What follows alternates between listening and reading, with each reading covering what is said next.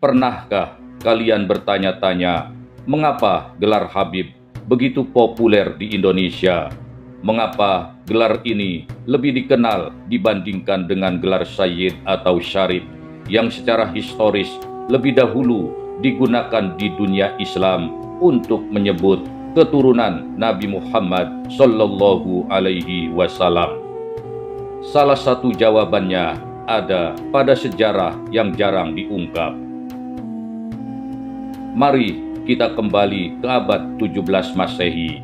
Di tanah Hadramaut Yaman, gelar Habib mulai muncul sebagai penghormatan bagi ulama yang berasal dari kalangan klan Ba'alawi. Namun, siapa sangka ratusan tahun kemudian, gelar ini begitu mengakar di Indonesia. Bahkan lebih dari itu, pengaruh habaib yang mengklaim dirinya sebagai keturunan Nabi Muhammad yang berasal dari Hadramaut ini menjadi sangat besar pengaruhnya dalam tradisi Islam di Hindia Belanda. Apakah ini terjadi secara alami? Tentu saja tidak. Ada faktor lain yang bermain di belakang layar. Mari kita simak dalam narasi video misteri realita kali ini.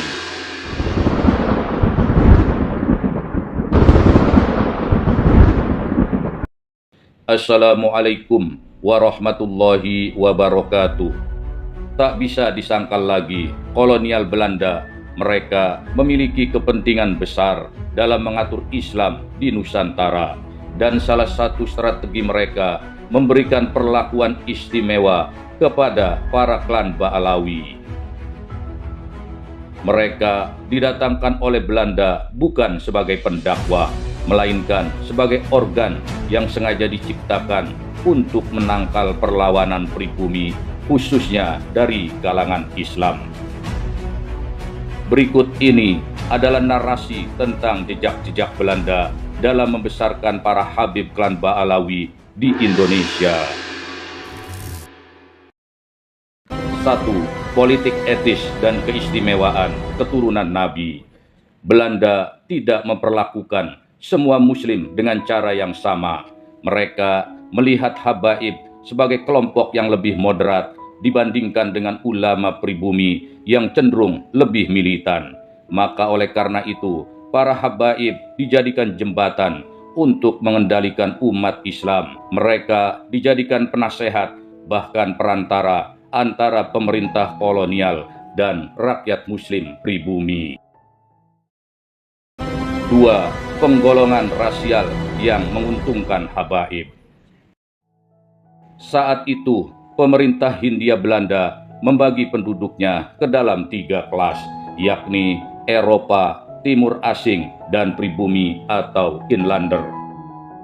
Dan disinilah letak keistimewaannya. Orang Arab Hadramaut termasuk klan Ba'alawi dimasukkan dalam golongan Timur Asing sejajar dengan orang Tionghoa. Artinya mereka memiliki status sosial lebih tinggi dibandingkan dengan pribumi. Dengan posisi ini, mereka lebih mudah mendapatkan akses dalam bidang perdagangan, pendidikan, dan administrasi. Sementara itu, ulama pribumi mereka tetap berada di kelas bawah. 3. Organisasi imigran yang didukung Belanda.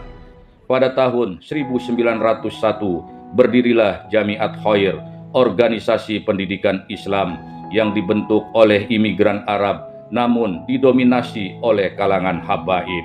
Dari organisasi inilah sebenarnya muncul banyak habaib berpengaruh seperti Habib Ali bin Abdurrahman Al-Habsyi dari Kuitang.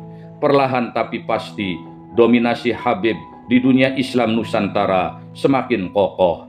Namun perjalanan Jamiat Khair tidak berlangsung tanpa hambatan. Seiring waktu, organisasi ini mulai terdampak oleh perbedaan ideologi di kalangan imigran Arab sendiri.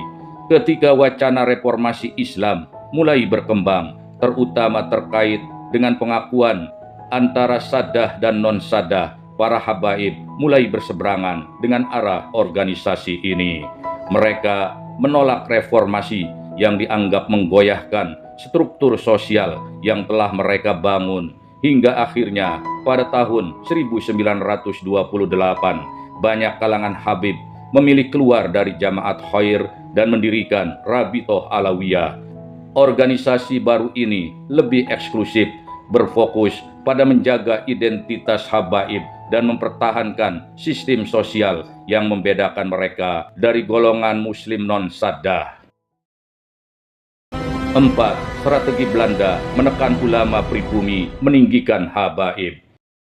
Pemerintah kolonial Belanda sangat paham ancaman terbesar mereka bukanlah habaib, tetapi ulama pribumi yang memiliki pengaruh besar di kalangan rakyat. Kaum padri di Sumatera, para kiai di Jawa, mereka sering menjadi pemimpin perlawanan terhadap kolonialisme. Maka Belanda pun menekan mereka habis-habisan. Salah satunya adalah dengan meninggikan derajat habaib di mata masyarakat Islam. Mereka bukan ancaman bagi kekuasaan kolonial. Justru Belanda melihat mereka sebagai penyeimbang untuk meredam gerakan Islam radikal. Dengan cara ini, Islam tetap terkendali di bawah aturan kolonial dengan klan Ba'alawi sebagai kepanjangan tangan pemerintah kolonial Belanda. 5. Habaib dan keuntungan ekonomi dari kolonial Belanda. Dengan status sosial yang lebih tinggi dan akses perdagangan yang lebih luas, banyak habaib menjadi pedagang sukses di Hindia Belanda. Mereka bisa berdagang di berbagai wilayah dari Jawa hingga Kalimantan. Sementara itu, pedagang pribumi banyak yang terpinggirkan dan kalah bersaing. Perlahan-lahan, dominasi habaib semakin kuat, tidak hanya dalam hal dakwah, tetapi juga dalam ekonomi.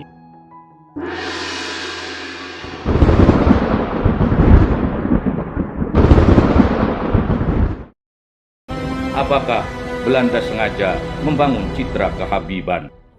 Jelas sekali, kebijakan mereka memang memberi ruang bagi habaib untuk tumbuh dan berkembang, sekaligus berupaya menjadikan pribumi berada di bawah pengaruh mereka. Para habaib diberikan status sosial yang lebih tinggi. Mereka bisa membangun organisasi tanpa banyak hambatan. Mereka tidak ditekan seperti ulama pribumi. Dan dengan semua ini, tak heran jika dominasi habaib dalam kepemimpinan Islam di Indonesia semakin kuat dan hal ini terus saja berlangsung. Namun, kini kita semua tahu bahwa di balik semua itu ada faktor sejarah yang selama ini tersembunyi, sebuah narasi yang tidak banyak diceritakan. Organisasi Islam seperti Nahdlatul Ulama atau NU sepertinya sengaja menutup mata dari kenyataan sejarah ini. Hingga kini, sebagian besar elit NU dan Kiai Nusantara masih banyak yang taklid buta, berhusnuzon dengan klaim cucu Nabi dari klan Ba'alawi. Hal ini jauh berbeda dengan Muhammadiyah, Jamiat Khair, Persis, dan lain-lain yang sejak awal tidak bertaklid pada klanisme dalam Islam. Bagaimana menurut pendapat kalian? Apakah citra diri klan Ba'alawi dengan gelar kebesaran Habib adalah suatu kebetulan, ataukah ini bagian dari strategi besar yang telah dirancang sejak lama oleh kolonial Belanda dan hingga kini dinikmati oleh klan Ba'alawi? Tulis pendapat kalian di kolom komentar. Jangan lupa like, subscribe, dan nyalakan lonceng notifikasinya. Masih banyak misteri sejarah yang akan kita bongkar bersama. Misteri Realita, membongkar misteri, menyajikan realita. Sampai jumpa di video berikutnya. Wassalamualaikum warahmatullahi wabarakatuh.